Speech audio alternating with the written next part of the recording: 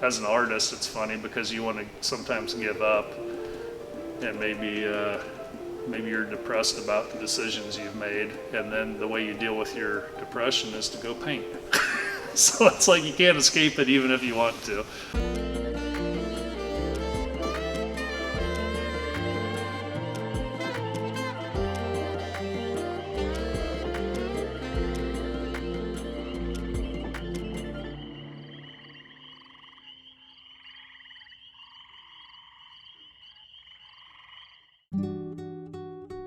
Zack Jones, Malvern, Iowa.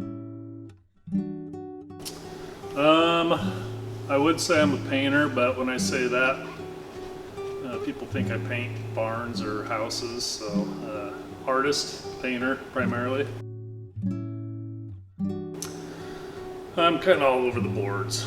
I work multimedia, pen and ink, watercolor, smaller studies, and oil painting. I was trained traditional, but I also do murals, overscale murals, which is acrylic.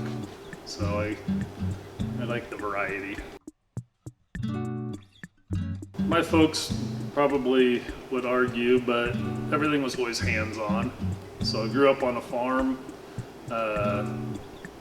My recollection is and when I say we, mom and dad, if they could fix it, they would, or they'd try. And I think that's a lot of the troubleshooting and hands-on. I think that correlates with artwork. I remember finger painting for the first time, and I loved it. I loved the smell of it. And I don't know how old I would have been, 4 maybe.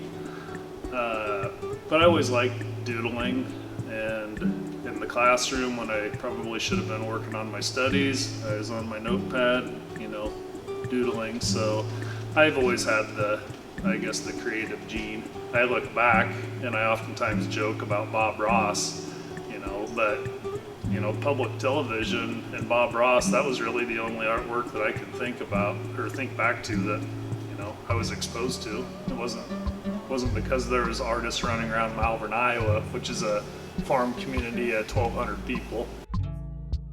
I graduated in '92. I ended up, I got a degree in tool and die, did that for a very short stint and knew that wasn't my lifelong ambition, and moved to Arizona to go back to school and pursue something in the creative field. I didn't know what it was. At the time I really thought airbrushing would be cool, but you can't go to school for airbrushing. And then I tried animation. Sitting in front of the computer all day didn't really do it for me. And I went to an art store, I picked up some paint, didn't know the difference between acrylic and oil, and started painting, and they didn't mix well together. I looked at the tubes a little closer, the oil, I liked the looks of that, and so I bought more oil and was self-taught for about 3 years before meeting Sergio.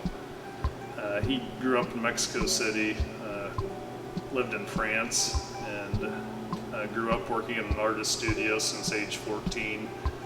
And when I met him, I don't know, I suppose he was 65, somewhere in that. So he had painted most of his life, and he took me under his wing, and that really, I give him full credit for just that one-on-one interaction. And then just life as an artist, there's the skills of being an artist, but there's also the challenges of the livelihood and being able to talk to somebody and relate with somebody that's lived it.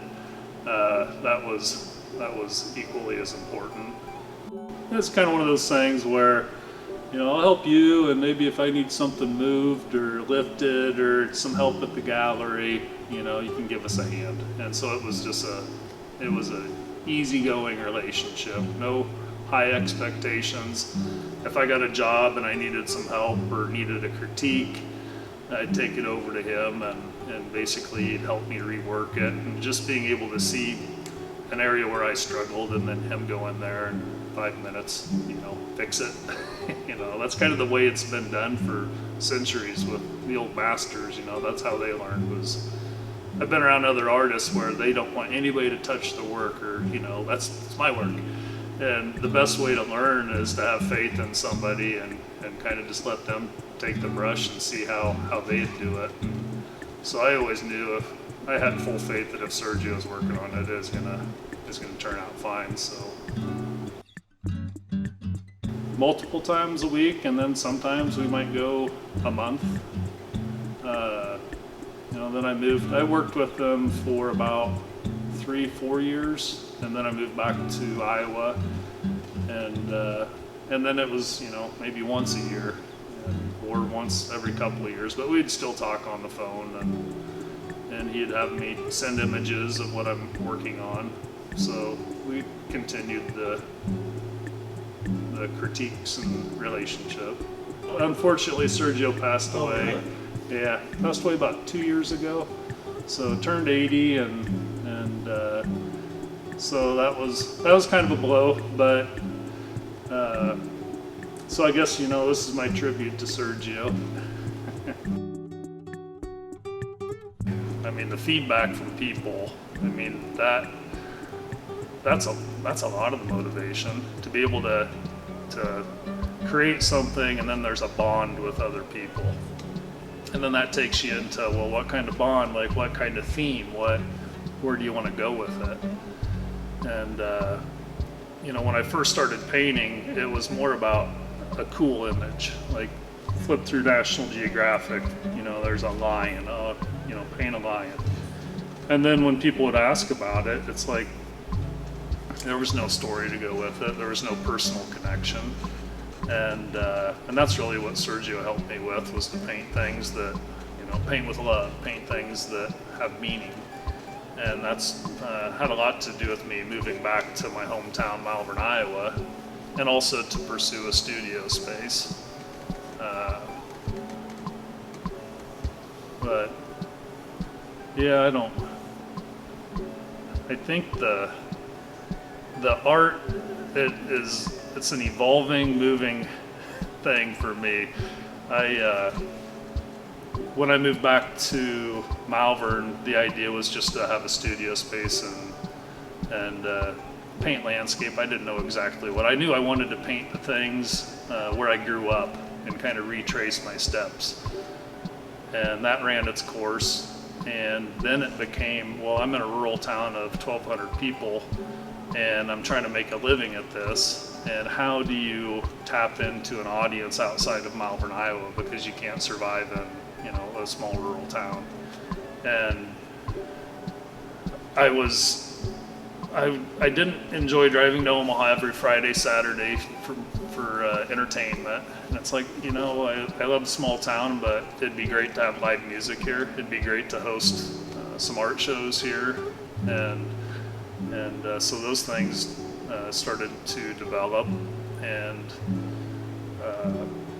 so then I started to use my art basically to draw awareness to some of the things in Malvern, such as the bike trail, the Wabash Nature Trail, doing art shows, having live music, and we started off, my mom organized it a plein air event where we'd have other artists for other communities come and do 2 days of plein air, and then do critique at the end of it. So you'd get all these artists in town and setting up and painting, and it started to get people to slow down and see some of the, it's like the old barn that is off in the weeds that you don't think anything of, but then if you see it as a painting, you look a little closer at it.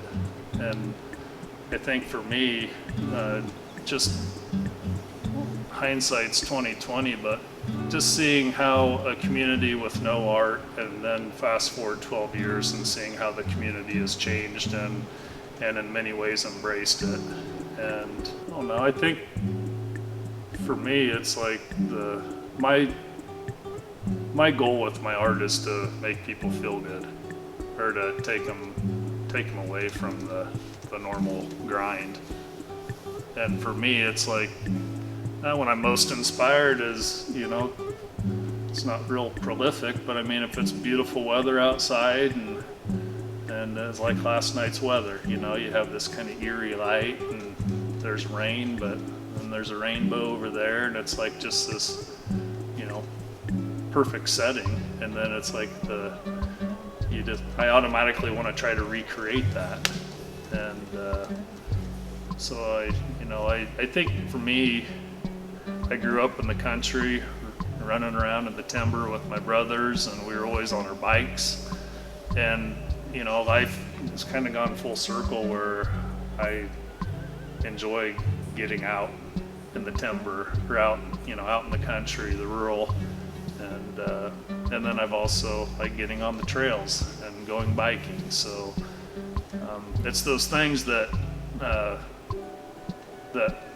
make me relax and get away from the grind and just enjoy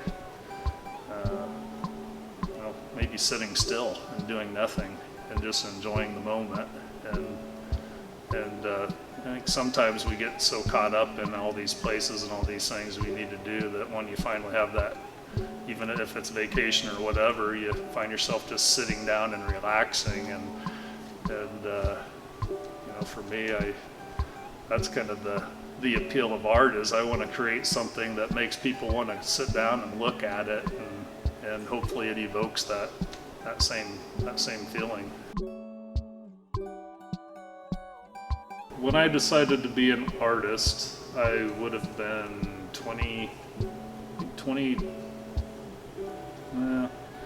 I was interested in my young 20s, but I made a commitment at about age 28, and I sold my first piece, and I worked with an interior decorator as commission work, and I think it was a $1,200 piece, and I was rich, and this is what I'm going to do.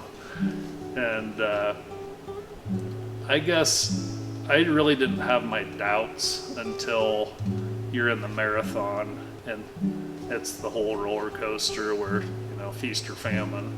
And then there's times where you have your doubts and you wonder if it's all worth it. But every time I've kind of felt like I'm starting to get to the rock bottom, then all of a sudden something gives, something good happens. You could go 2 months and not hear a peep from anyone, and then in one day, land 2 jobs. And it's just, there's no rhyme or reason. That's just like how it is. I was trained traditional, but I also like playing around with abstract. And abstract is nice because I'm not trying to recreate something that you see. It's more of that gut feeling of, if you do a swipe this way, what's the most natural, next move? You cut it off, and then if you, it's like if you think of energy, if the energy's going this way, and then you cut it off this way, and then, it's like it becomes kind of a vicious cycle. And the less thought, the better. And so it's learning to paint with your gut, and not trying to recreate and have the line just perfect or the nose just right. It's more of a color, which certain colors evoke certain emotions, and certain lines and diagonals. So I've played around with my abstract trees for years, and that's kind of nice to put the monitor, the computer away, and just paint. And when I'm tired of painting, I quit, and then I have it off on the side, and I may stew on it for a day or a week or a month, but then I start seeing something that I can do this to it, and then the process starts again. There's sometimes a little voice in my head that tells me something about, like, I've done it before. If you want my crazy prolific answer, it feels like I've done it before. Maybe it's in the stars.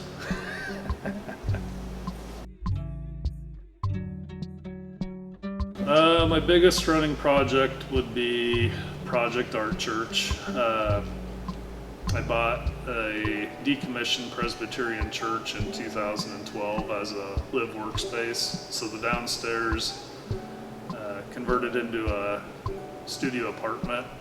Upstairs is pretty primitive, where there was no lighting, no real AC or heat, so it's kind of a spring and fall. I could use it as a studio and host an art show here and there, but since then the upstairs is now heated and cooled, so that's my full-time studio.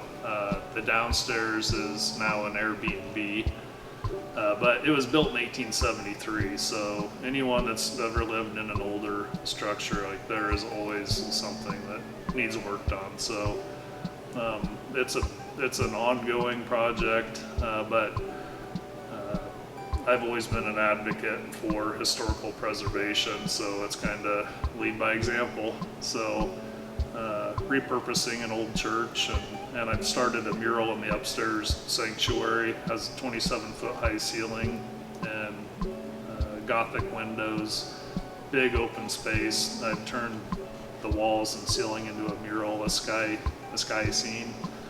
And so that's been a project I started in 2014, and I'm continuing to work on that. And it's also part of the revitalization effort for my hometown.